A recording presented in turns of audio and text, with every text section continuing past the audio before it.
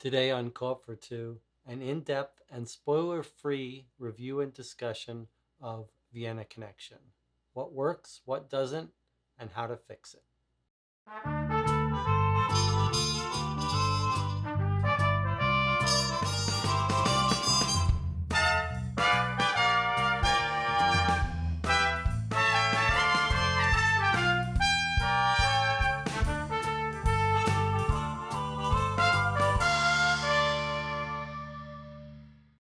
This is going to be a rather long discussion slash review of Vienna Connection from mainly a game design perspective. What kinds of how does this fit in the genre as a whole, and what kinds of things might we see in future games?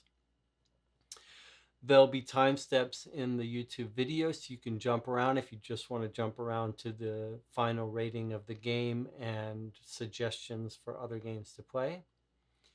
And let's start with a quick overview of the game. In Vienna Connection, players are members of a CIA spy team tasked with solving mysteries during the 1970s Cold War in Europe. Released in 2021, Vienna Connection is a narrative mystery game with minimal strategic choices and minimal gameplay complexity, but high requirements for mental gymnastics, deduction, and detailed note-taking. It requires use of an online website for certain puzzles and narrative elements. It's essentially a solo game, but benefits from group discussions, and so is recommended for cooperative groups of from 1 to 5 players. The game is presented as a campaign of 4 sequential missions, each of which will take you anywhere from 2 to 6 hours of play and can only be played once. You'll begin each of the 4 missions by opening the corresponding mission envelope and revealing a full-page mission briefing and a list of any special rules for the current mission. The mission briefing will also provide you with your initial set of available leads that can be followed. You'll also receive a number of starting resource tokens and a set of optional operation cards that cost resources and represent special operations you can conduct to gather information. On each turn, you will choose a specific lead card to read and resolve. Most leads will require you to check boxes in a specific zone, depending on the nature of the lead. Different zones have different numbers of checkboxes available. So, for example, red zone leads may involve gathering intelligence in hostile territories, and you may only have time to pursue one of those leads. When all of the zone checkboxes are filled, you will begin marking boxes in the Man in Black section. And when they are filled, your time is up and you'll have to submit your final report. Lead cards are filled with unfolding narratives, but will also occasionally present you with a mathematical riddle to solve, or a code to decipher, or a memory quiz where you have to remember some detail that you've just read. Lead cards will also frequently direct you to retrieve a full-sized sheet of paper from the 100-page file stack. These pages contain narrative information in various forms, such as transcripts, timetables, personnel files, etc. By following leads and gathering information, you will gradually piece together the clues to the mysteries you are investigating. You will also occasionally get the opportunity to conduct one or more operations available for each mission by spending limited resource tokens. Operations may lead to further information, but also carry risks of changing the storyline for the worse. You will only have enough game turns to follow a very limited subset of leads, and the major decisions you will be making in the game involve your decision on each turn regarding which lead to pursue next. Games of Vienna Connection are not won or lost. You won't be graded on your performance. It's a narrative game where your actions affect which loose ends of the mysteries are wrapped up and which are left unresolved. When your game clock runs out, you will go to the game website to read story endings that may vary depending on which leads you have pursued. You will also choose from several recommended follow-up actions you would like your superiors to pursue, which will affect the narrative story that unfolds. So let's back up for a minute and look at the big picture of this genre. There's no official name for the genre, but maybe you would call it something like narrative detective mystery games. These are essentially solo experience games. You can play it with a group, and it's often beneficial to play it with one or two other people because you get different perspectives, but there are usually no special rules for multiple players. You're not making different decisions, you're all just deciding as a group what to read. There are a couple focuses for these games. One is reading. Reading is a huge part of this genre. And then the other piece of it is sort of connecting dots and finding needles in a haystack, being a detective, essentially. As such, there are two halves of these games. One is sort of the immersive dramatic experience, the activity of playing this game, and the other is the mental challenge of solving mysteries.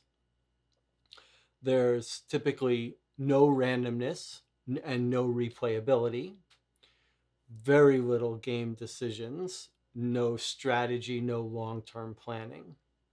And the classic example of this game is Sherlock Holmes Consulting Detective, which is around 1981, 1982. Okay, so where does Vienna Connection fit in to this genre? Um, it is it does lean heavily on the immersive experience, half of that scale. It is a unique setting in Cold War spycraft. Um, it's got this huge set of full-size files, which goes a long way to making you feel like you're dealing with real documents, real newspapers, real reports, real recordings. It also has a modern element in terms of audio files you can listen to and occasional computer-assisted documents. It's a campaign of 4 games, a one shot. You play each of the 4 games once. You wouldn't come back to them, but it's a continuing story with several threads that are related. There are also some fairly isolated and standalone little puzzles. Some are mathematical, some are memory based, and we will talk in detail about how those work, how they fit in, and how successful they are. So, who is this game for? I'm going to assume if you're familiar at all with the genre that you're already a fan of the armchair detective type games, but there are a bunch of those. There are these types, there are also sort of the escape rooms, the subscription based games, and the games that are more focused on puzzle and less on narrative. But I would say Vienna Connection um, is for readers, people who love reading, people who don't mind taking notes. That's the kind of detective work you're going to be doing, um, work that requires very detailed note taking and being overwhelmed with information. More focused on the journey than having some super satisfying wrapped up story conclusion, which we'll talk about.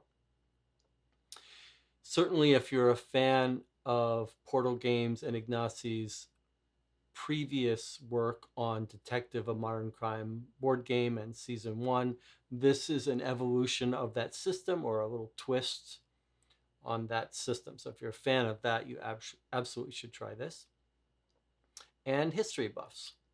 Before we get into some of the design issues, let's talk a little bit about what to expect value-wise, value for your money, and something that Portal Games did with early backers for this game. So this wasn't a Kickstarter game, but there was a way to order it early. If you buy it now in 2021, a month or so after its release, you can get it for about $35 with free shipping at some of the big board game online shops. You could also have pre-ordered it early for about $57.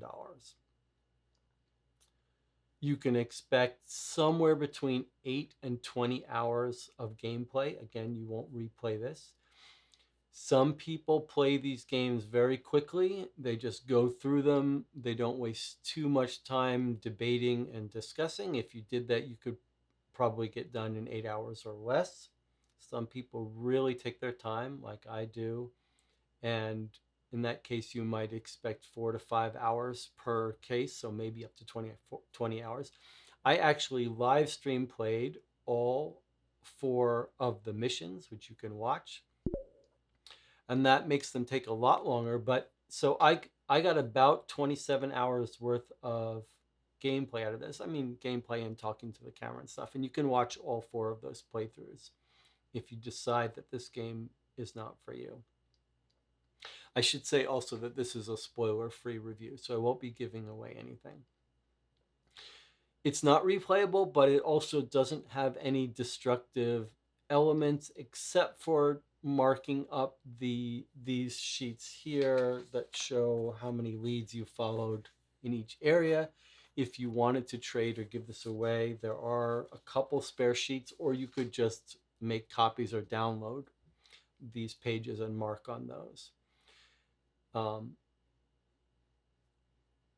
I find for these games they're so immersive, and I don't plan to get rid of them, that I just write on the material. That might make it a little easier for you, but you absolutely could avoid damaging any of the pieces and give it away. So going back a little, if you early back this for $57, you got basically a bunch of useless components. These pieces were upgraded with little hollow parts to them, and this map actually is the one part I like about it. It's sort of a larger map. If you didn't back it early, you got a letter size version of this map. And you got this little file folder, which inexplicably cannot be stored with the game because it's too tall for the box, so it doesn't quite fit in there. So you're just left with this sitting on your shelf. And it basically comes with some flavor stuff, some postcards for each of the missions, some fairly generic blank postcards, and a little certificate saying you finished the game. So really, if you want to support, if you love these games so much that you want to support them, you could back it early just to give them more money. But not very useful. The early backing, not very useful, nothing exciting that you get. Although the early backers got access to the game a week or so ahead of everyone else. So let's talk about the overall experience of Vienna Connection. And these are, of course, my personal thoughts, and your mileage may vary. For me, Vienna Connection was an almost entirely positive evolution of Detective Modern Crime board game system. Now, not everyone feels that way. We'll talk about that a little bit, and I'll point you to some reviews that feel differently. But it is an incredibly immersive game. I mean, this is how it was sold, and it did deliver. The fact that each case, each mission is in its own little envelope that you unpack. Some of these things trigger the sort of kid in you as a gamer, this unpacking little presence of surprises. There are these code phrases that you use to decrypt secret messages, which are mostly busy work, but again, very immersive. The multimedia in the game, when you listen to recordings, feels completely thematic, completely engrossing. You're listening to sort of wiretaps in foreign languages, getting translations. And many of us play board games instead of computer games because we want this sort of low-tech, tactile experience. And it's hard there are so many things that a computer game can do that a board game has a hard time doing, that the board game designers have to work hard to sort of create this low-tech experience, and sometimes it requires some convoluted work. But the fact that they've sort of embraced this low tech world and experience with these file documents is so satisfying to be able to hold the stuff and lay it out and physically um, play with it. And you've got this map, which is totally useless, but occasionally you can look around and it just gives you a sense of there being real stuff going on. And much of the game is based on historical facts. There's a little epilogue which tells you something about the true life characters and some of the real scenes and people that were in the game. It's very satisfying. If you're a history buff, it's a very fun world to occupy. It's also Detective was this way also, but as games are more mass marketed, they're more sort of toned down from an adult experience. And there are some real adult themes in this game that are very satisfying. Um, if you're not used to that, if you're craving sort of adult experiences.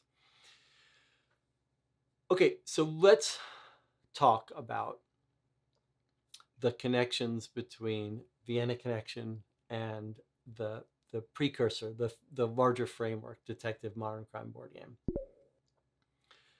So much diminished use of the website and app for this compared to Detective Modern Crime board game, where there you were a modern detective looking at reports, and all the reports were online, the transcripts were online, the DNA analysis, everything was online on the website. This is a much more low tech experience.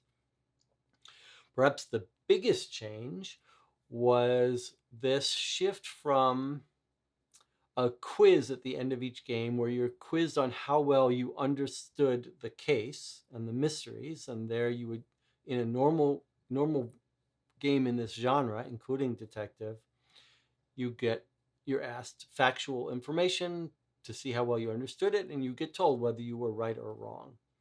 This game took a huge leap in largely getting rid of that. So when you finish a game, you're asked questions about what sort of recommendations you would make to follow up on your case. And sometimes that will involve you pointing to suspects and criminals, or that will depend on you having solved things. But more often than not, your choices are sort of, do you want to pursue this lead or this lead? Do you want to pursue this person or this person?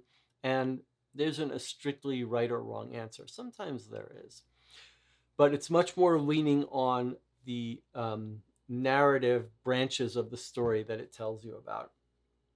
And I'm going to talk much more about when that succeeds and when that doesn't later. A couple other more changes, though, to the detective system. Much more focus on props, and mainly in the form of these files, but also in the the case books and cards and stuff that you get from that. Removal of sort of interesting change of some of the gamey mechanics. It's clear they're trying to figure out ways to add some game mechanics, gamey decisions to the game. They've left the strict time clock in Detective, where every lead you follow takes different amounts of time and a little hard to predict, to this system of zones where every lead you follow will require you to check off certain boxes, exposure marks in different zones. Again, a little unpredictable. You never know when you turn over a card. You usually know what area it's going to be, but you might not know how many boxes it makes you check off. And it does introduce a little gamey decision about when you've got to sort of balance how many leads you can do in each zone. So it gives you this thing like, well, I have to choose between a couple of these in this zone and then a couple of these in this zone. It makes for some interesting strategic decision there. There's also a removal of player powers from Detective. In Detective, each player took a role, and that role had a special, unique ability they could use, which absolutely added a gamey element. But each of those gamey elements makes it harder to balance the game and harder to make it work in all these different configurations.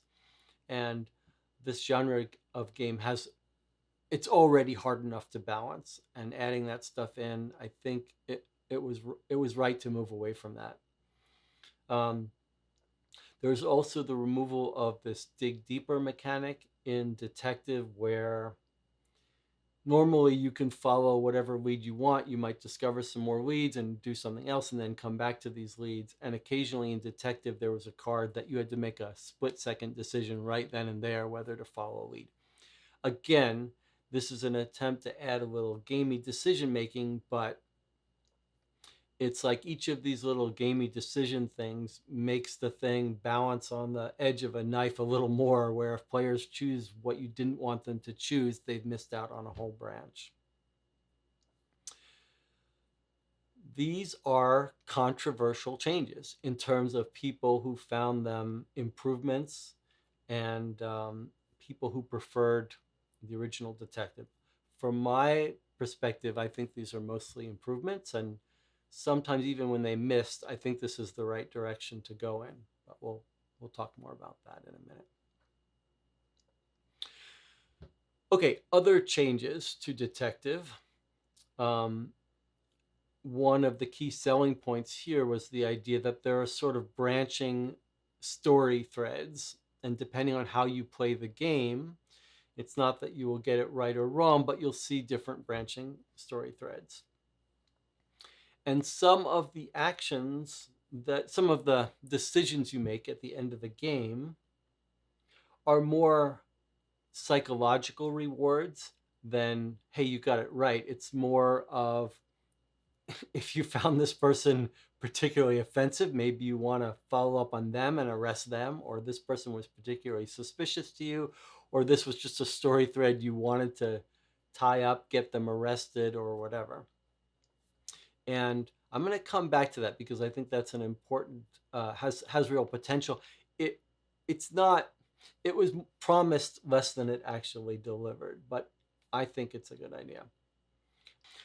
Also, there were these other little elements, sort of mini games, scattered throughout Vienna Connection. There are numerical pattern puzzles occasionally. They don't really feel like they're part of the game. They're not justified by the story, but they are enjoyable. So the standard thing where you've got a sequence and you have to try to figure out what the last number is in the sequence. Those I found quite enjoyable as puzzles.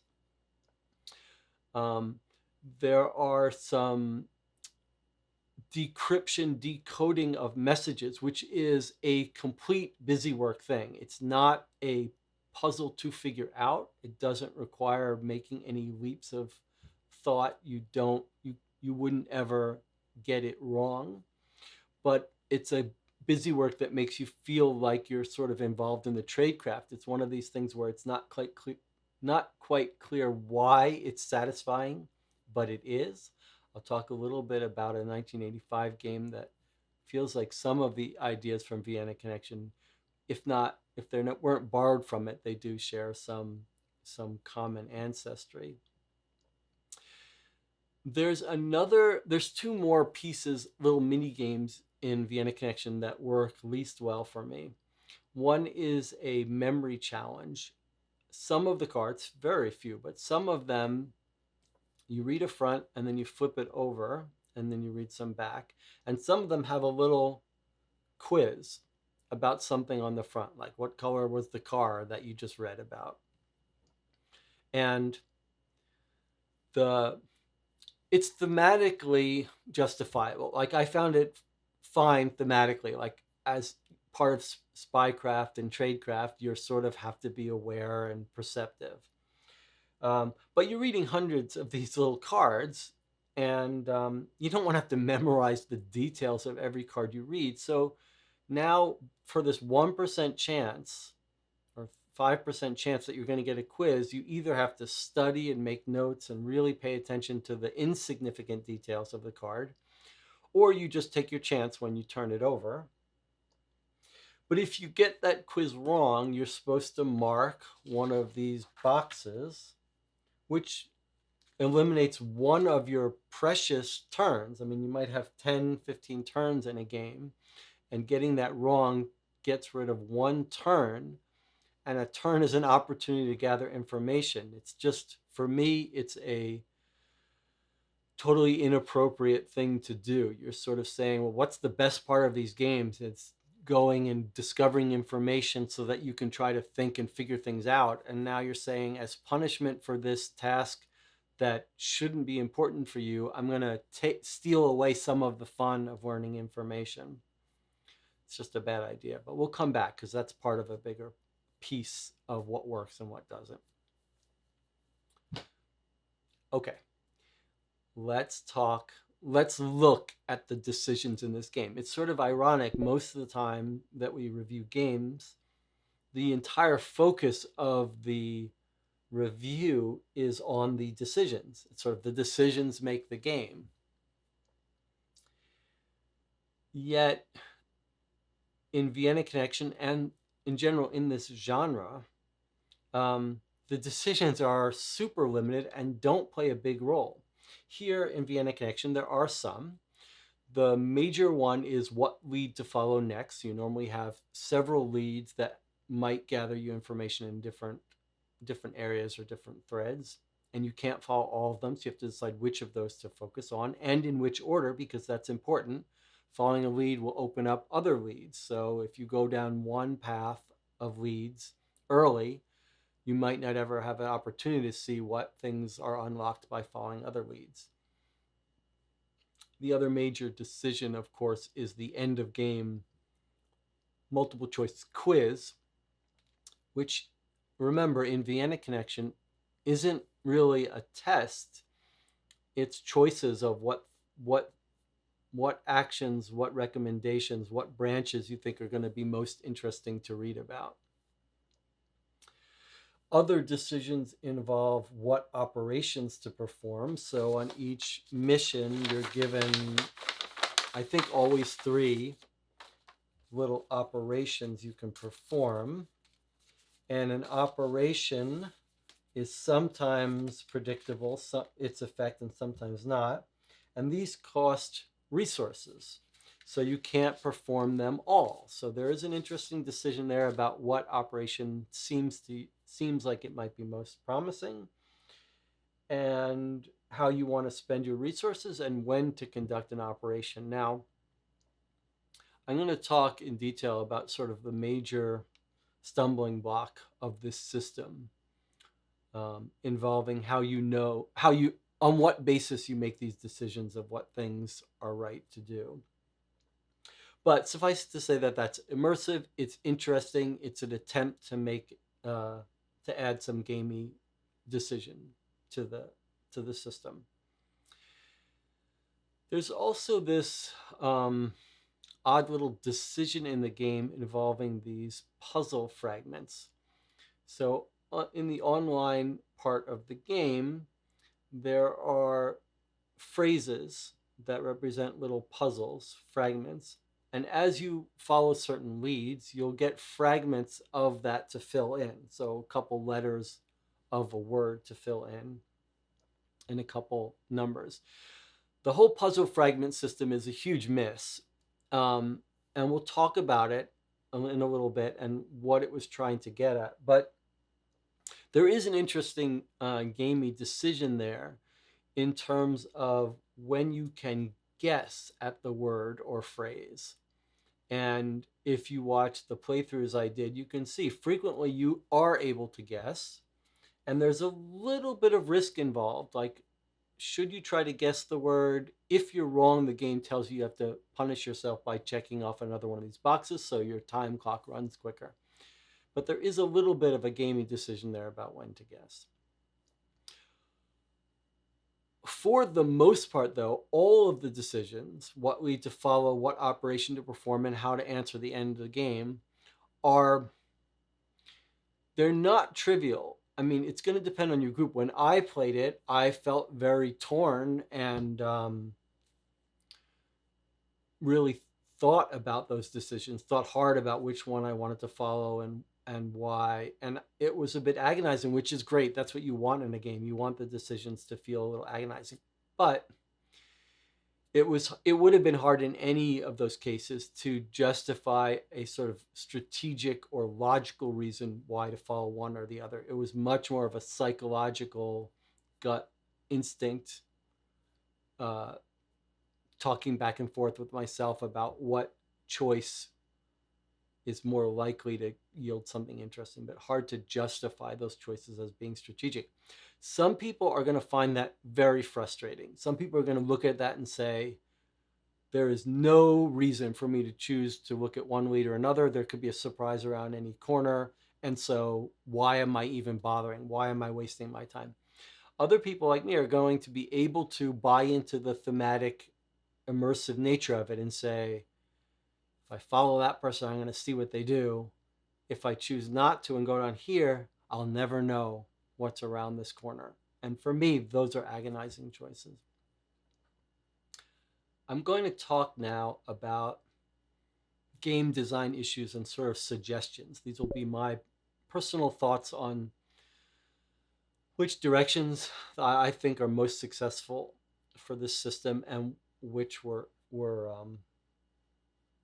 sort of misguided. So let me start by saying this. I appreciate the idea of trying to add gamey strategic decisions into this genre. Detective did it, Vienna Connection does it too. And it's understandable for board gamers to want to add that to these games rather than something like Sherlock Holmes, which basically says take as much time as you want, uncover the facts. There aren't really game decisions. There aren't gamey strategic decisions at all in Sherlock Holmes.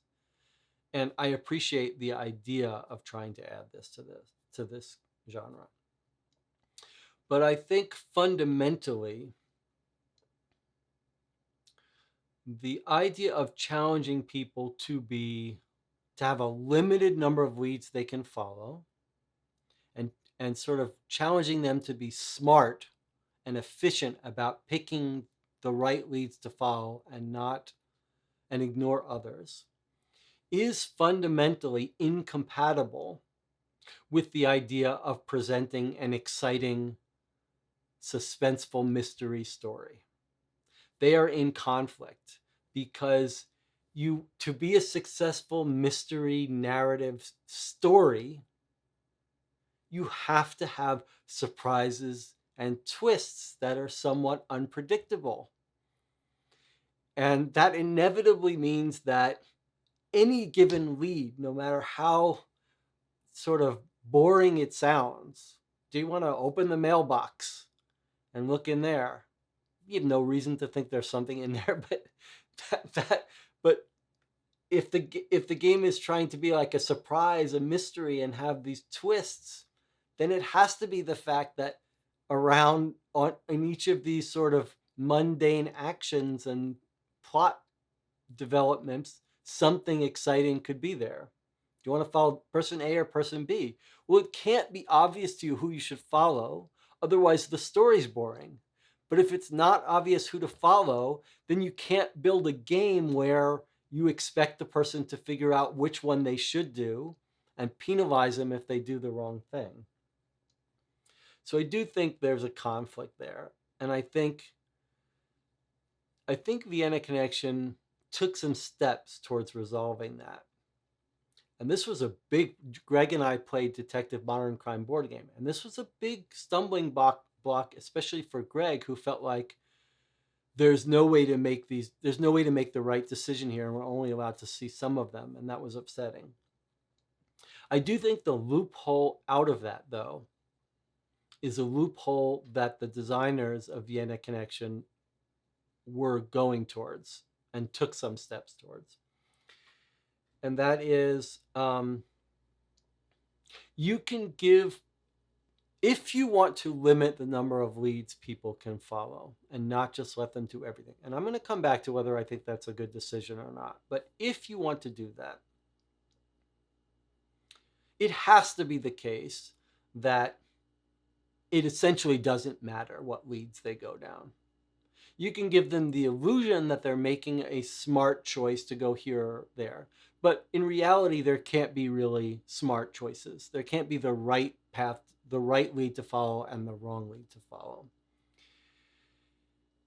But you can create the illusion. You can certainly give them choices, but they have to be able to get all of the information, all of the important information, no matter what paths they pick. Now, I was under the impression that that was basically the illusion, the game that the sleight of hand that Detective Modern Crime board game was playing as a system. And for the most part, I think it's true.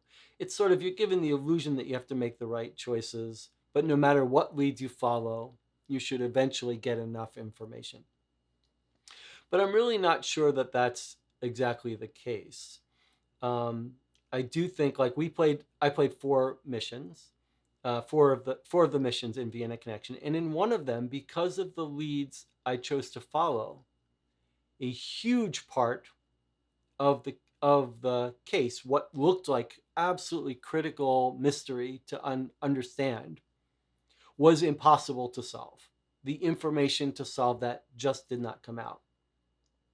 Now, you could argue that maybe at the end quiz, it didn't matter that I hadn't solved this part or hadn't even gotten the information needed to solve this huge part.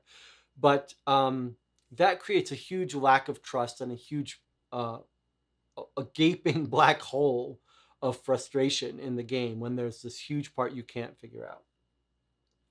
So I think from a game design perspective, if you want to limit the choices, the leads people can follow, the information they can get, they can't be pieces of information that stop them from understanding the mysteries in the game. But if you embrace the idea from a game design perspective that narrative is the reward of these games, or at least half the reward, that the story, the unfolding, the wrapping up of threads, the story of how this person's arc ends, the story of whether this person gets away or gets caught or survives or dies. If your story is good enough that the narrative is the reward, then it's okay if the choices affect the narrative and story, as long as they don't affect giving people enough information to solve the mysteries and understand what's going on. So you can give people choices that result in a person getting killed or not, as long as no matter what choices they make, they understand the mystery, the sort of implicit bargain you're making with them, that they're going to be challenged to figure out what's going on. And that's the part that they're not going to be satisfied about if they haven't been given the information to figure out the puzzle, the mental puzzle that they're trying to figure out. Okay, now let's circle back a little bit to this idea embraced wholeheartedly by Detective Modern Crime board game and by Vienna Connection to strictly limit the turns available to solve the case. This is clearly a deliberate attempt to make this more of a game. It's not the first time it's been tried. All of this genre of detective narrative mystery games, in one way or another, try to encourage you to solve it quickly. The original Sherlock Holmes has adopted the least gamey and least way of forcing that, which is basically, it asks you to keep track of how many turns you've taken, and at the end of the game, it sort of tells you how well, it gives you a score, basically, based on how many turns it took you, how many leads it took you. And other games in the genre have tried to more strictly limit your turns by doing other kinds of things, like making events happen if you wait too long to do something, and imposing some sort of time limits.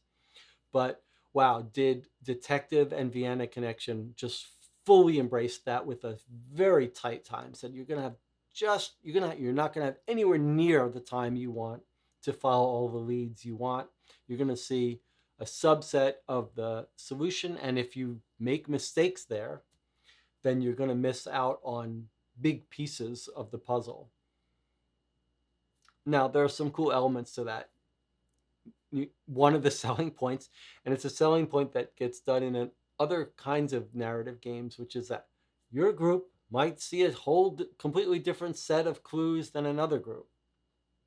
If you play it, you'll go down certain branches and leads, and your friends, if they play it, they'll go down others. Personally, I don't get that. I mean, who cares? I don't care if I don't want to watch I don't care if the movie I watch is different than the movie my neighbors watch. Like, I want the best movie. I couldn't care less that they're seeing a different one. What do I care if they see the same movie I saw? I just care about my experience. So I don't get the appeal of having a game where different groups see different parts of the branching storyline. I mean, if you could play it multiple times, that's an appeal. Saying if I play it the first time, I'll see certain things, and another time I'll see another things. Sure. But this idea of strictly limiting the time available is problematic. Now, let's acknowledge why it's appealing from a game design perspective. I mean, first of all, it ramps up the tension on everything. Every decision feels important because you know you only have a few leads you can follow. So that's clearly a desirable thing, to have that tension, to force players to really think about what decision, what choice they should make at each point. It does add a lot to the game. But it is incredibly hard to balance these games to make that work.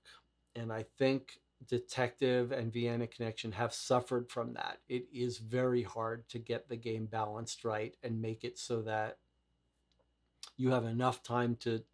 It's not just, it's that every group plays these things differently. They see different, they get stuck on certain things, they see certain things, and trying to figure out the right number of turns and actions that a group should have before they have to solve it, and letting people go down certain leads to get more redundant confirmation of certain mysteries means they don't get the information they would need to solve others.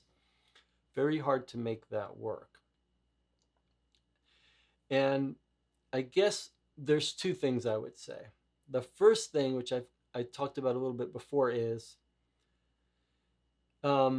if the narrative is the reward, if the story and branching storylines are the reward, then use those as consequences of taking too long.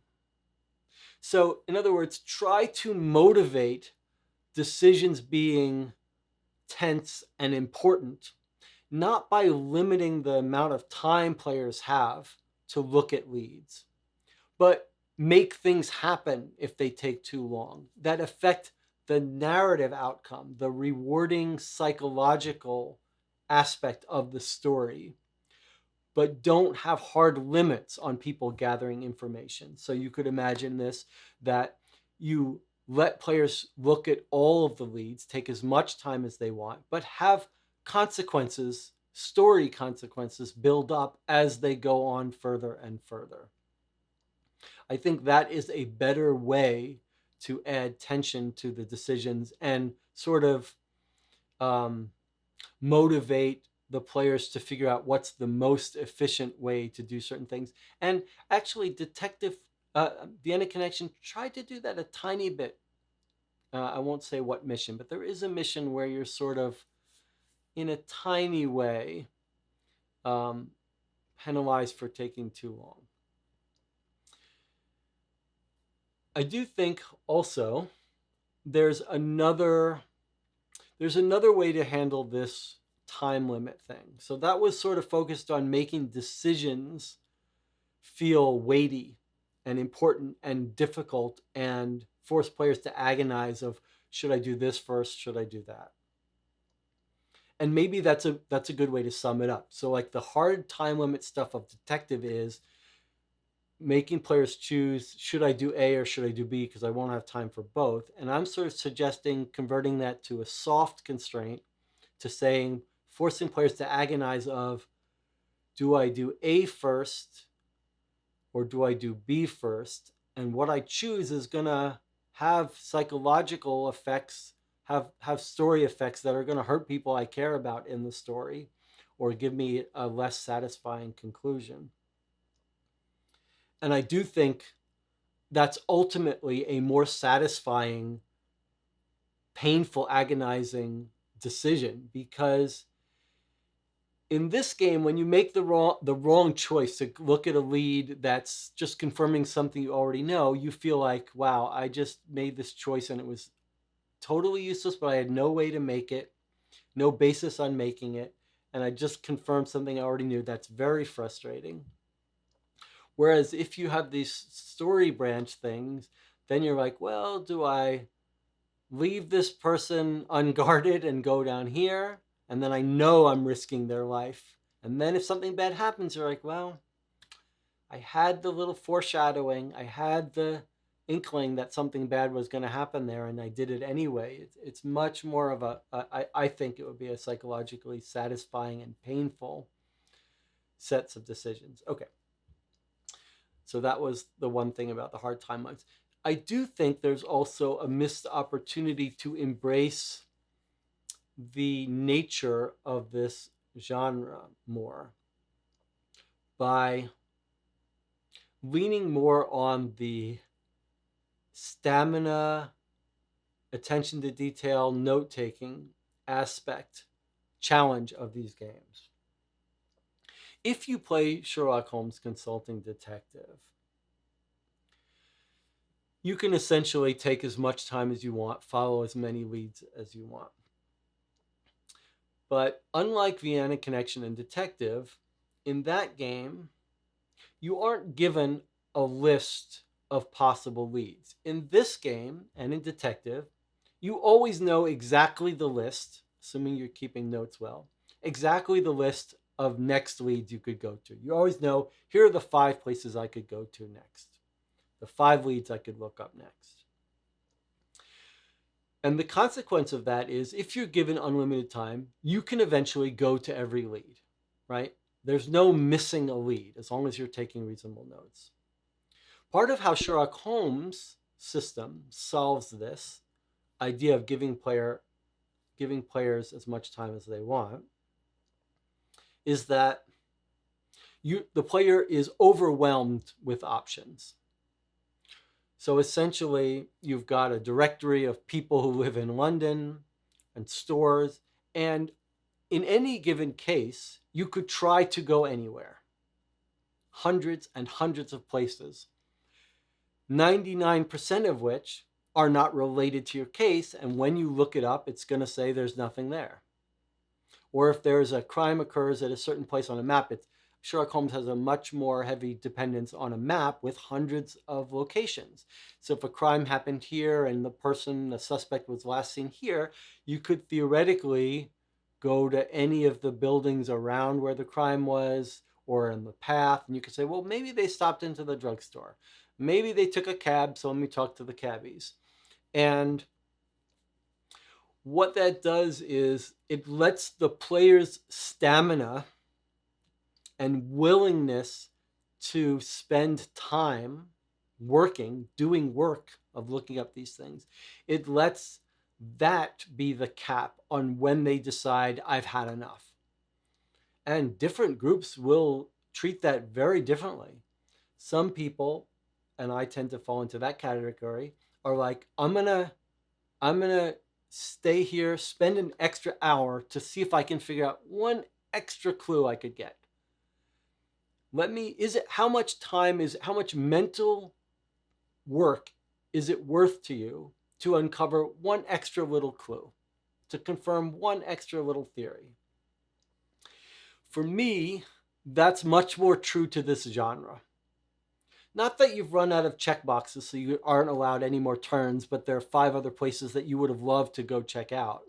But rather a scenario where you're mentally burned out. You're like, I've gone to all the obvious places I could go.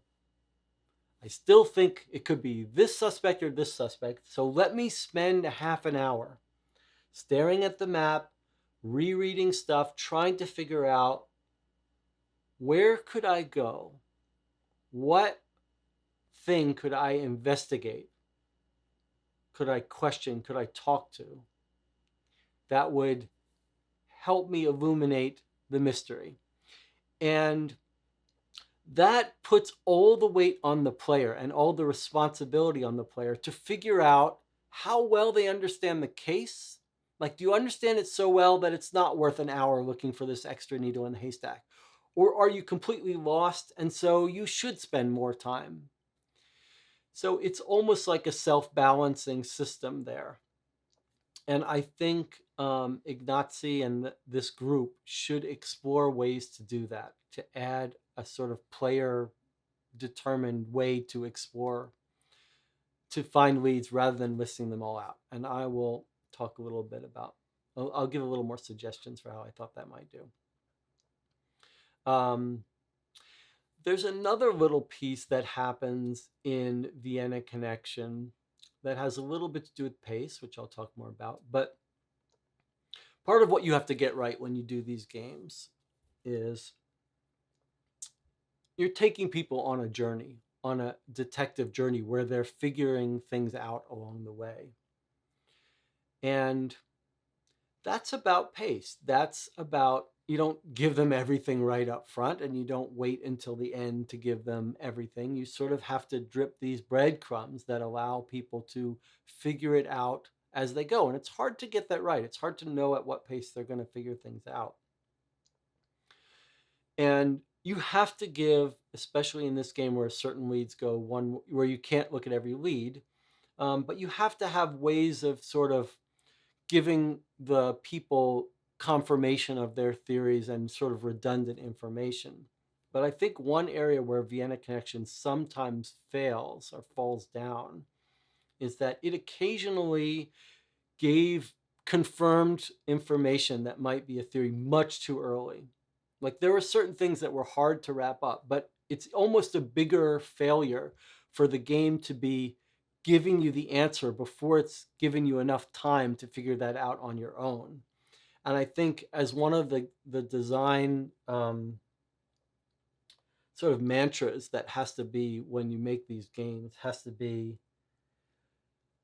making sure there's enough space, enough time between confirming pieces of evidence and theory. You can't give someone a tantalizing idea of what's going on and then give them the answer on the next action.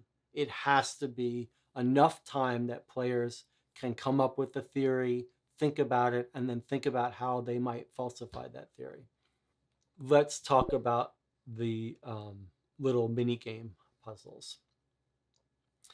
So there's a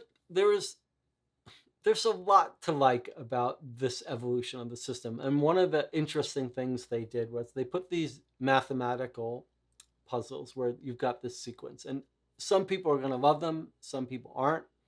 I loved encountering them. They were almost like a little snack, a little treat. They were too easy for my tastes, but it's hard to get that balance right. Again, especially if solving them is critical to understand the mystery. But if you had some that were just give you extra little storyline threads, then you could make some that were super hard and could take an hour, and some that weren't. They made a nice decision to let you skip those mathematical puzzles. I think that was the right decision because some groups, especially if they're getting together for a night, they only have a limited amount of time. It makes sense that you might let them skip that rather than get hung up on that. But I do think maybe if you embrace, again, this idea that the narrative and the story is the reward, why not have a narrative story reward for solving them and not solving them?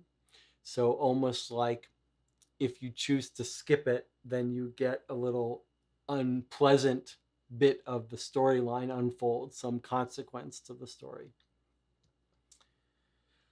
The puzzle fragment system I've talked about before. I know I'm not the only one who feels this way, but it was a huge miss. It's one of the few places in the game that you're forced to go to the tablet or the laptop or the website and do this entering stuff.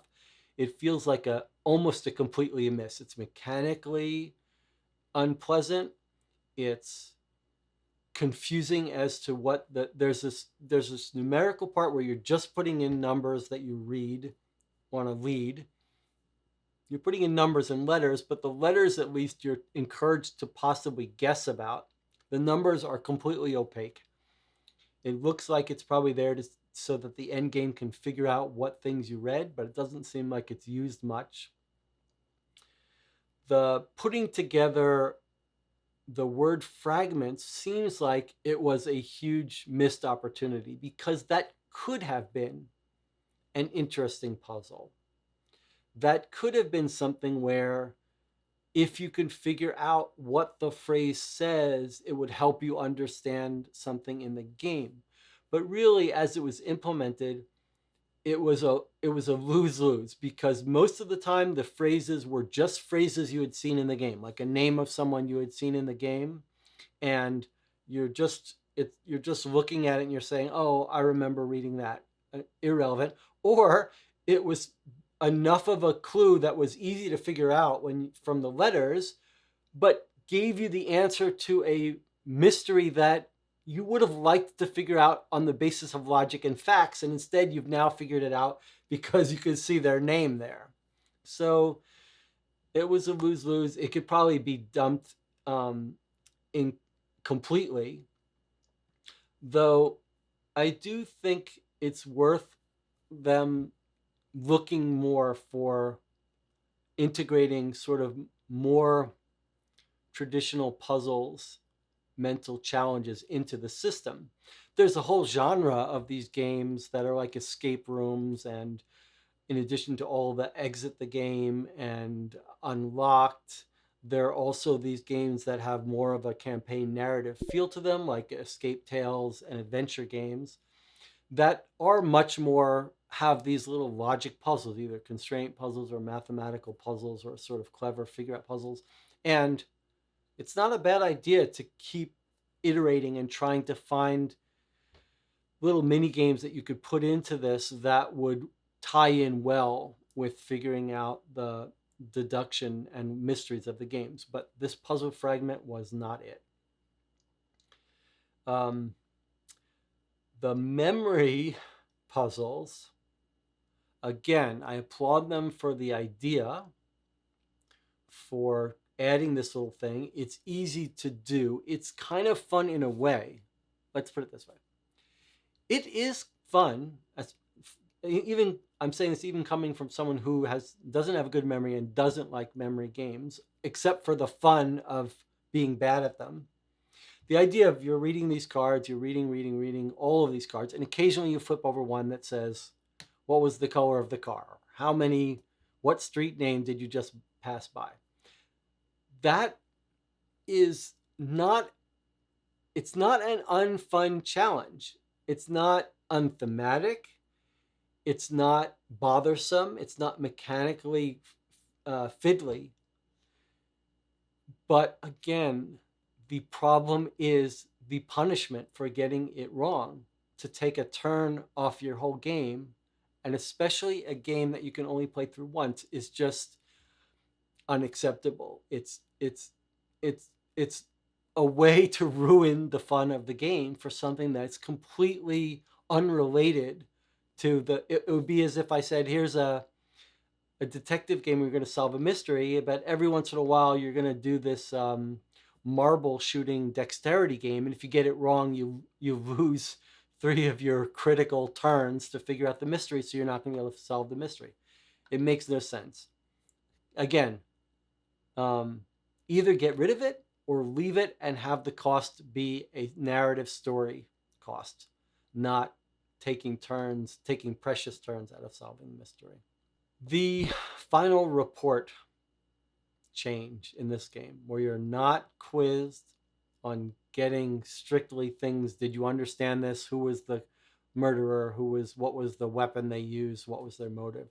The idea of not being quizzed on that, but instead making recommendations: who to arrest, who to follow, what what what person do you need to gather more information about. I know, and I'll mention at the end, that some people really dislike that as an idea. Personally, I think it's a brilliant idea. I think it's a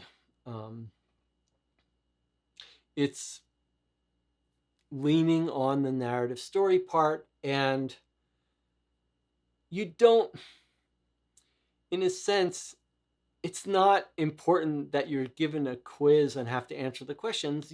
If you read the story solution at the end of Sherlock Holmes, there are questions you answer, and then you read the solution, and you realize whether you got it right or wrong. And some of the spin-offs and inspired games from Sherlock Holmes, like Mythos Tales, gives you a score, might give you different points based on what things you got, what questions you got right, and maybe you get some bonus points for side threads that you figure out. Okay, that's all fine, but it's not really necessary. You know what you figured out. If you read the solution, you can get your own satisfaction. Oh, I understood that part. Oh, I didn't understand that part. You're here for the reading and the story. You're not really here, at least when I play these games, I'm not here for a numerical score from 1 to 100. And I don't care so much about, did I get 4 out of 5 of the questions right? I mean, I care whether I understood these mysteries, but I don't need a quiz to answer that for me. I'm going to read the narrative, the answer to the mystery, Sherlock Holmes' solution or the solution here. And so what I want there is I want to be able to compare how well I understood things with the story, but I don't need a quiz and a test. And the idea of making choices that are half a reflection of how well you understand the case, right? Like, you want the choices to be things where if you understand the case, you're going to be able to make decisions, make choices that are justified and make sense. Like, do you arrest this person or not? But are also have an opportunity for you to choose which threads you want to see unfold. And I mean, think about that for a second. Let's say you're trying to solve this murder mystery. So one way the game can end is to say, who was the murderer? Okay, you choose, and it says you're right or wrong. But another way to have that same idea, but embrace the story thing, is to just say, who do you want to arrest? And then based on who you choose, the story will tell you about the trial that this person you falsely accused underwent, and how the family was devastated, and how the murders kept happening because you let the real person get away. I mean, is that not more satisfying? Especially, these games are like reading murder mystery novels.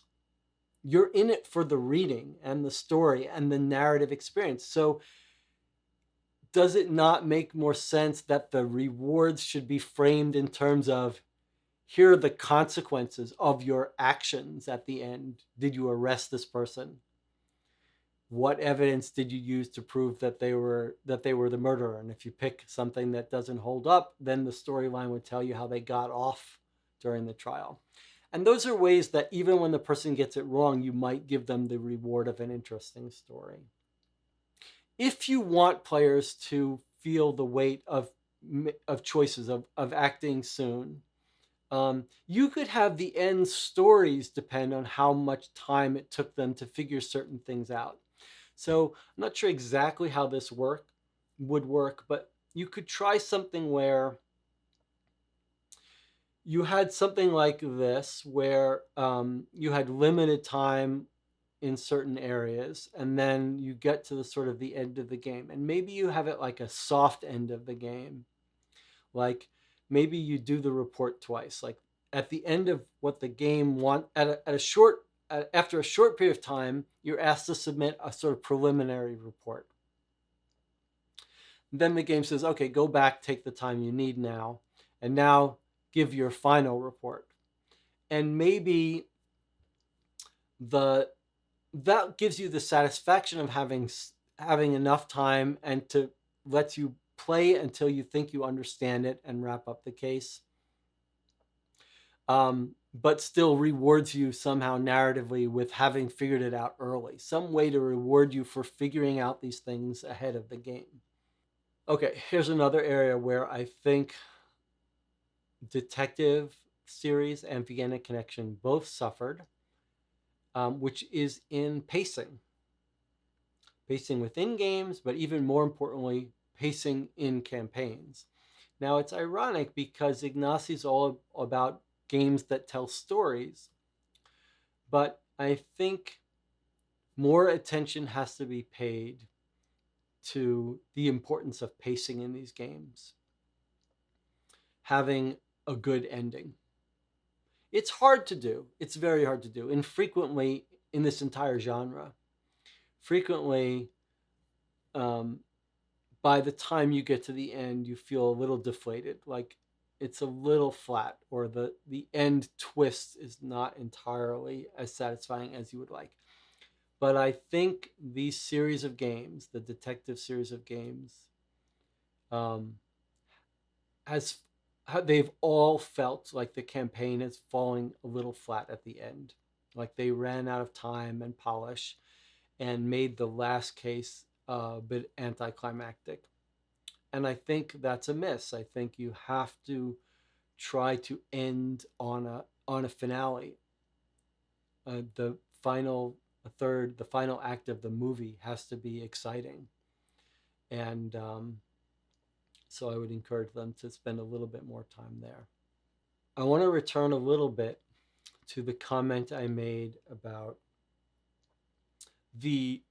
this series of game, Detective and Vienna Connection, having a complete list of potential leads at any moment. So you know exactly, here are the 4 leads I haven't followed yet. You know when you followed them all. If you did everything and kept notes, you would see every lead. And I want to talk a little bit more about alternatives to that. So one possibility would be hiding leads in plain sight.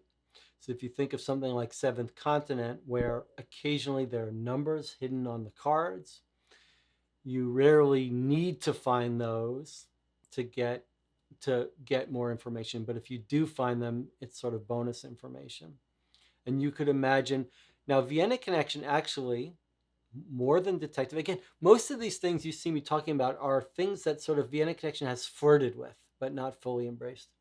So Vienna Connection has occasional times where they flirt with hiding a lead card number or file number, but not really. There's still something that tells you explicitly it's here, go find it. But you could imagine either puzzles or paragraphs that you read or pictures where if you saw something, you would get a new lead that you could read. And that would sort of slow you down and make you look through these documents more carefully and reward people for attention to detail and for study. And these documents in the newspapers, they work. You do still pour through those looking for details. But if the worry is that you don't want people to see every lead because then they solve the mystery easily, one of the ways you might solve that is by having certain leads hidden.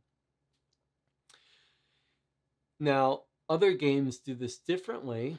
Chronicles of Crime is a fascinating solution to that.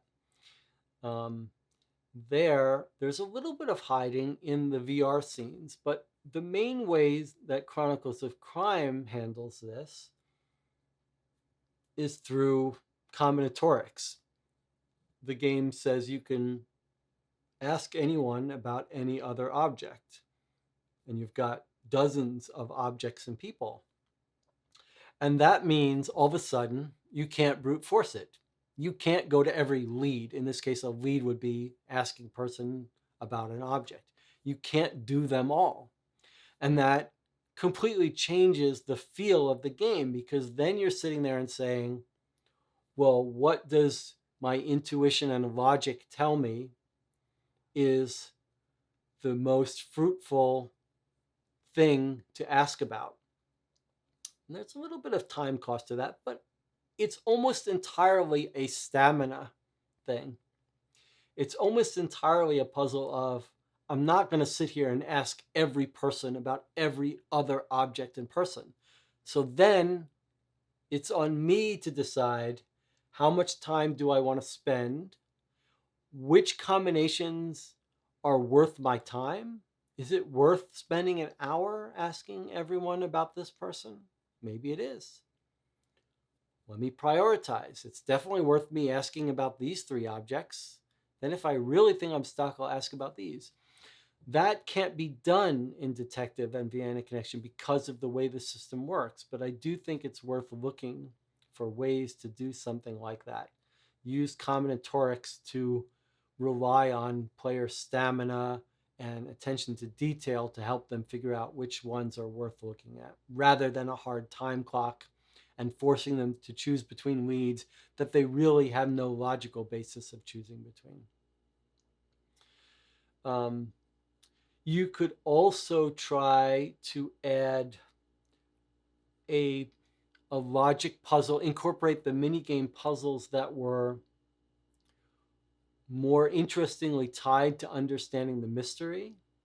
A game that does that in a sort of surprising way, a recent game, is The Initiative, where you've got a sort of code, a phrase, an answer, a word that you're a set of words or phrases that you're trying to understand, and you're making gaming decisions about which letters to reveal, and then hopefully to get enough reveal that you can use your deduction and logic to figure out what the phrase is as a whole. And that works because there's some real strategy and logic to figuring out what symbols should I focus on unveiling that will best help me solve this mystery, and a little bit of push your luck to saying, do I need to gather a little more information so I can see this passphrase a little better? And that works. It is a satisfying mystery to solve. The puzzle of slowly unveiling this key phrase and not being able to unveil all of it, and using logic to figure out what the missing parts might say, and gaming decisions about when it's worth it to try to unveil a little bit more of this hidden message. That's something that I think Vienna Connection and the detective series might work on more. Slowly uncovering pieces of information to help you solve it, and using some logic and deduction to figure out which pieces are most useful to unveil. And then one more element that would be nice to see in Detective System and in Vienna Connection, which is also done by Chronicles of Crime, is this idea of events occurring during your quest to solve the mystery. So things can happen, people can get killed, or areas can get locked down that you can't go to because of story elements that happen while you're trying to solve the case. And I think that would be another area that the series could spend more time doing. A couple more subtle critiques. One of which is the importance of trust in the designer, in the storyteller of these games. And I do want to talk about a specific, this is again spoiler free, so I won't talk about what mission or whatever, but there was a part in one of the missions where what appeared to be an absolutely central mystery in the mission, what appeared to be critical and core and at the heart of the mission, could not be solved because I didn't choose to go down the leads. With the limited time, I chose other things. I didn't choose to go down the leads that would reveal that.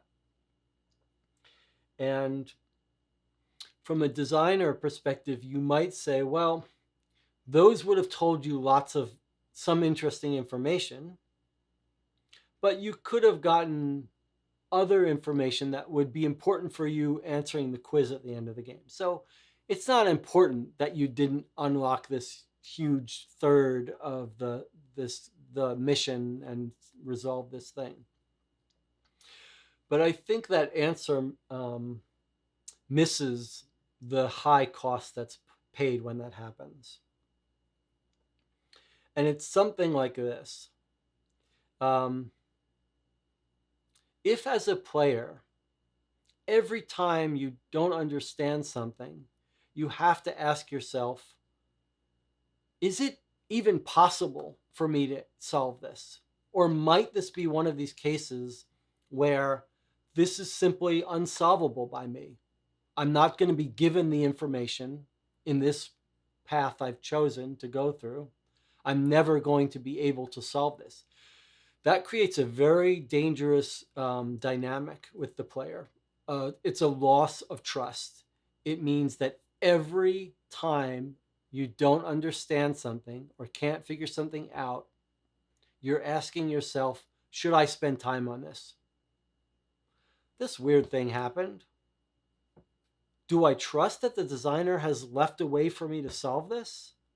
Or might this be one of the many things that the designer has stuck in there that I'm unlucky enough that I'll never get the information to solve it? That is a very dangerous position to be in as a designer with respect to the player. And it means people will give up before they should. It means they'll mark things off as errors, as mistakes in the game, as when they encounter something they don't understand or seems amiss. It's the trust in the designer that saves the player from saying, it's probably nothing, or I'm not going to spend my time trying to resolve that.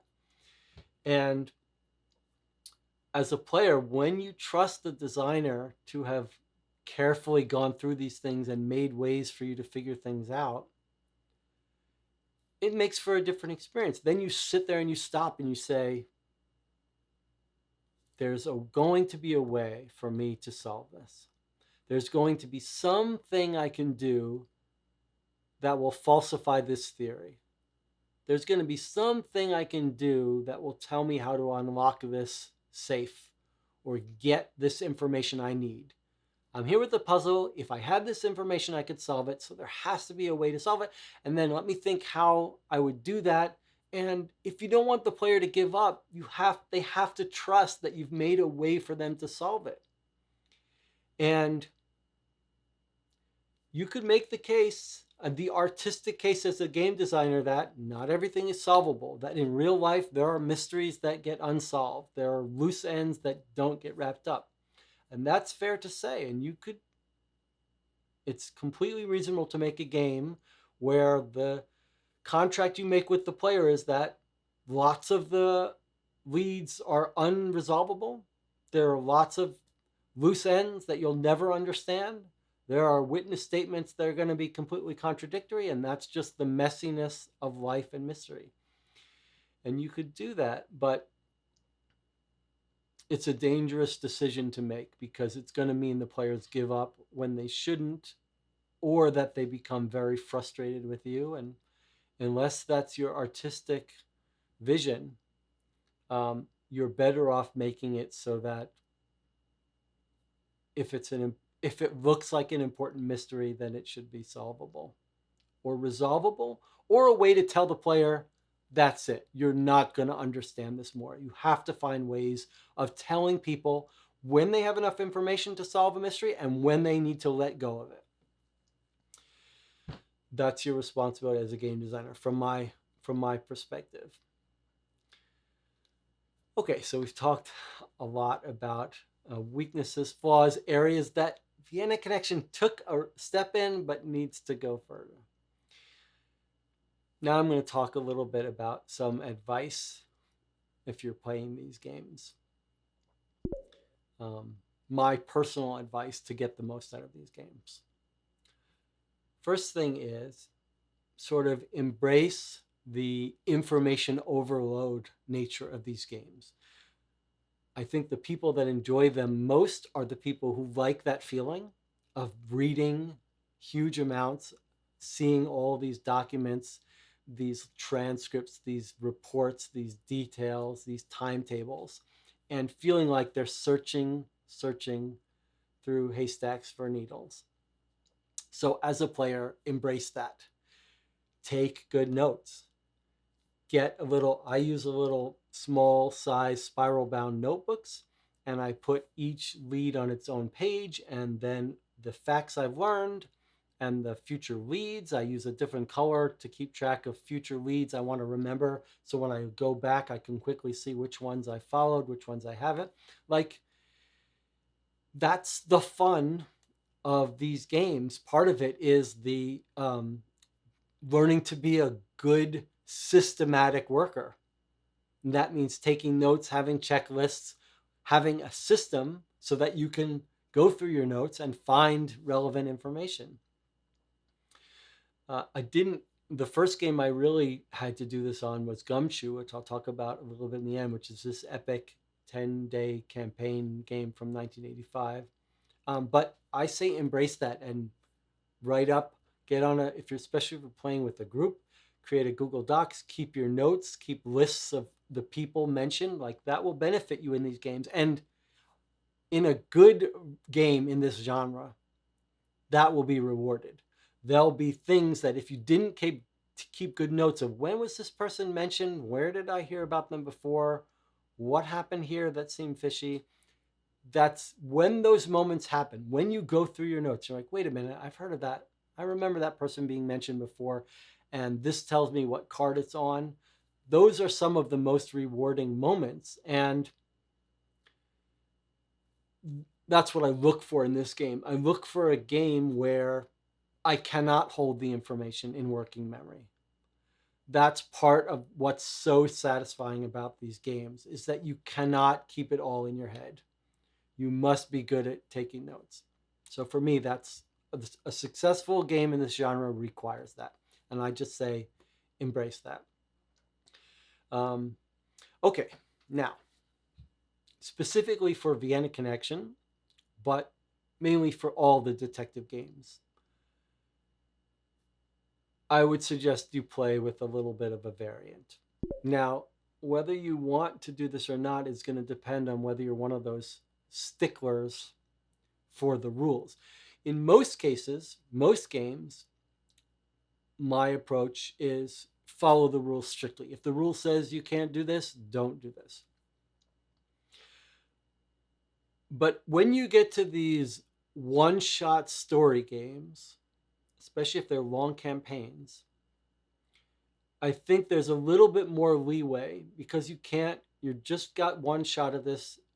You have to ask yourself if changes are going to make this more enjoyable for me. Ultimately, it's what's more enjoyable, but it's not like a board game where being hard builds up.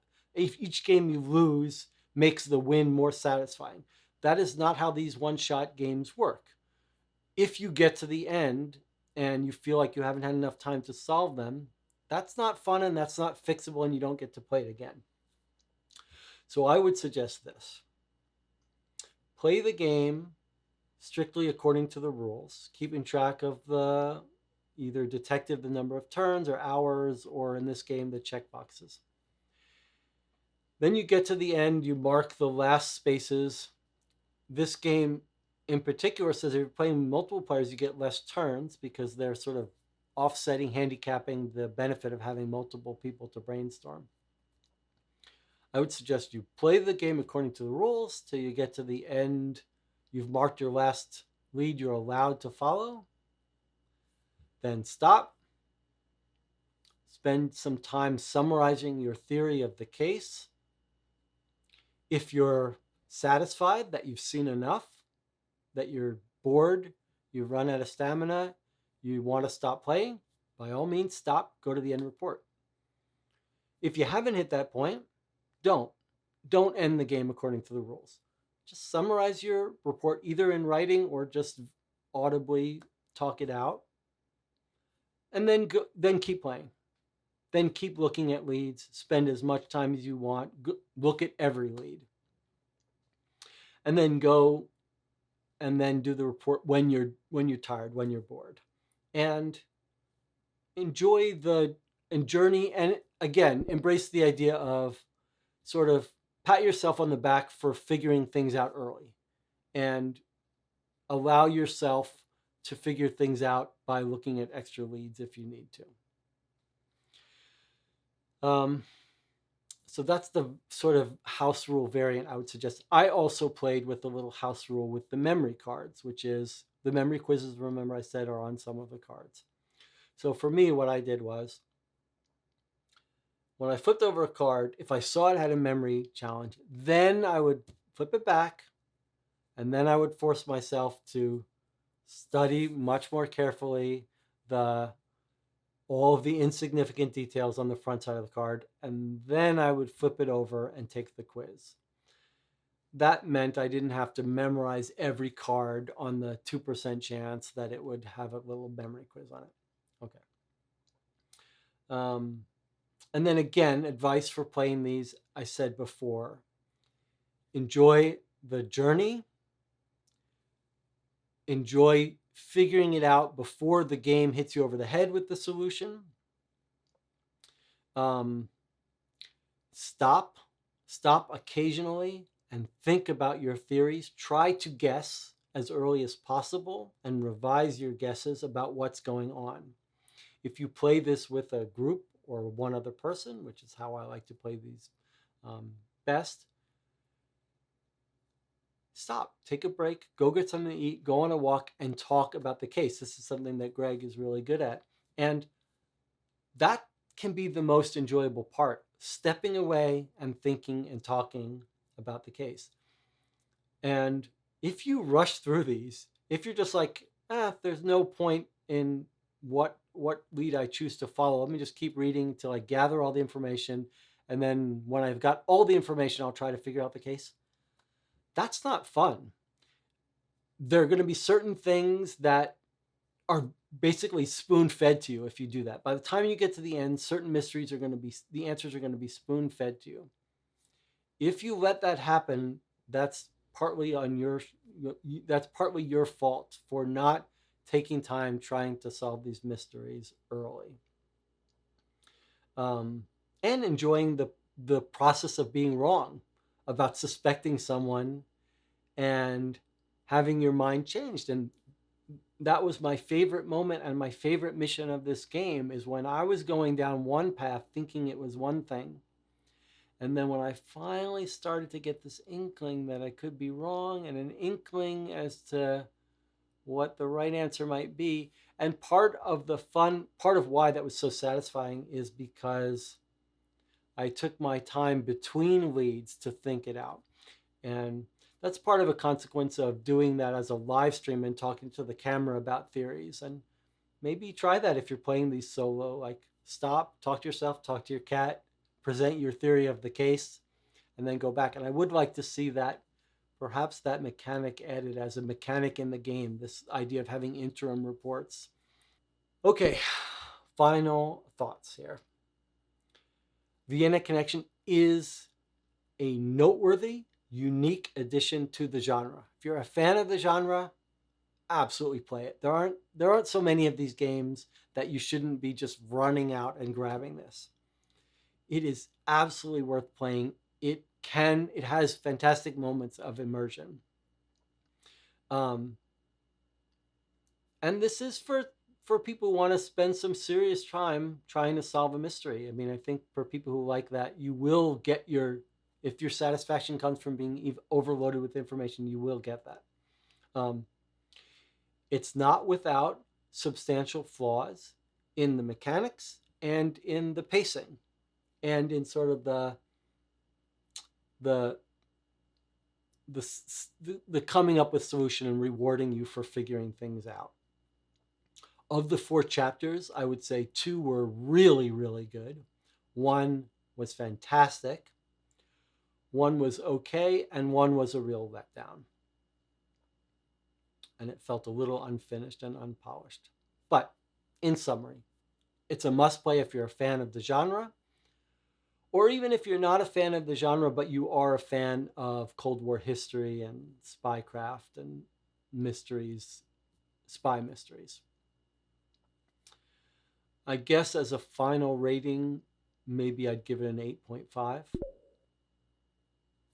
That's quite high up, and I absolutely will play anything by these same designers and writers. And I love that they've evolved the system. They've continued to evolve it, right? They made Detective, they made some expansions where they tried some new stuff. Then they reimagined Detective with a sort of simpler version.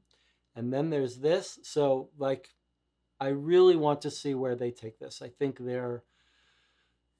it's admirable that they're trying to evolve this system, try new things, and I'd love to see more of it. Um, okay, now for more, if this review was not long enough for you, or if you want an alternate opinion, there are a couple more YouTube reviews of the game at this point, mid-June 2021. One I would recommend for a sort of different opinion is Board Game Ramblings channel. They're it's a great channel with great reviews, very insightful and very very watchable. They loved Detective, and Vienna Connection fell very flat for them. And the end game narrative branching idea that I thought was a fantastic evolution of an idea, they really didn't like. They wanted the hard quiz at the end. So I really think it's worth watching their review and hearing the other side of the coin and this alternate take on the system. They want Ignacio to go back to Detective system, whereas I'd like to see them keep evolving in this direction. But well worth watching them. And there's also a very good review by the Broken Meeple, and I think he's a little bit closer to my view of the overall success of the system and satisfaction with the system, but also well worth watching. You can also watch a couple YouTube videos by Ignazi and the team that made this game. And there are some fascinating elements to that. And I'd love to hear, there are some games that it's a little bit hard to see some of the design process and thinking that went into some of the decisions. And especially these games, these are very hard games to make. And it's very hard to get all the pieces of these puzzles and mysteries. And Detective as a system in general is a little bit opaque into what are the guidelines for deciding how much information and how redundant and how much the branching decisions, like how do you protect players from getting themselves in trouble. So this is absolutely a game system that it's interesting to hear the designers talk about, and I'd like to see them do more of that. If you've played it and like the genre, or are interested in other games in this genre and trying to figure out what game is for you, you might watch the shortish video I did. I think it's somewhere between 20 and 30 minutes about where to start. So you want to try a narrative detective mystery game. So I talk about the different games in the genre. Vienna Connection is mentioned there, and how to choose which one might be right for you. So you might check out that video on the Co-op for Two channel. You might also watch the full 4-mission playthrough of Vienna Connection that I did, especially maybe after you play it yourself. This is a game where it's fun to talk to people who've played it and see where they figured out things, where they got things right and wrong. I got some things right, I got some things wrong. So maybe after you play it, you might consider watching the playthroughs, although they're very long. I played one on opening day that was 9 hours, so like it's a lot to sit through, but you could jump around. Or if you decide that this is just too big a commitment for you, you're not going to play this, then maybe you can get something out of watching it. You might also, I mean, the natural other game to play if you like Vienna Connection is the Detective Modern Crime board game, the precursor, and Detective Season 1, the sort of more cut down, simplified game, and its expansions. I mentioned Gumshoe, the 1985 game that was directly inspired by Sherlock Holmes, but it has some real interesting connections to Vienna Connection. It's got a huge emphasis on immersion and theme and has you doing some busy detective work. In Vienna Connection, you're deciphering codes according to a set of rules. In Gumshoe, you're doing a much more involved, interesting thing of classifying fingerprints and looking up and searching through fingerprints. But it actually also has a very, very similar system where you're given a list of leads. So unlike Sherlock Holmes, you're not picking places on a map and you don't have this completely open-ended thing. You've got a list of leads for the case. But there it's a little bit of a twist because you're trying to figure out how to justify going to a certain place. So I did a whole bunch of videos on Gumshoe, an unboxing because it's out of print, but also a couple playthroughs and a long review. I mentioned Chronicles of Crime, which is a very different feel from these other types of games, but is very satisfying, very polished, and to some people solves the tough nuts to crack in this genre and does it really well. I think it's a huge success. There's a whole bunch of expansions for it. They're all very good. None set in Spycraft yet, though, and maybe we will see some of those. But also as fan scenarios, like highly recommended Chronicles of Crime. That might be a good place to start. You, of course, can't go wrong with the Sherlock Holmes Consulting detective games and the expansions. They are the classics. And if you love reading and being traveling back to another time and another place, I highly recommend those. And I keep singing the praises of Dave Neal's latest box for Sherlock Holmes Consulting Detective called The Baker Street Irregulars. I played a bunch of them live on the channel. And Dave Neal has written some diaries about his design process, but they are sort of like the pinnacle of writing and immersion. Vienna Connection has good writing that puts you in the scene and the time, but the Baker Street Irregulars will send you back to 1800s, and with writing that's really exceptional. If you like the puzzle element, the mental mathematical puzzles, and not so much the reading and overload of information and needle and haystack feeling, then you can try the whole set of escape room types games. Exit is very highly regarded, but there's a whole bunch of others. I like the big, long, epic ones like Escape Tales and Adventure Games, but there's a whole set of them.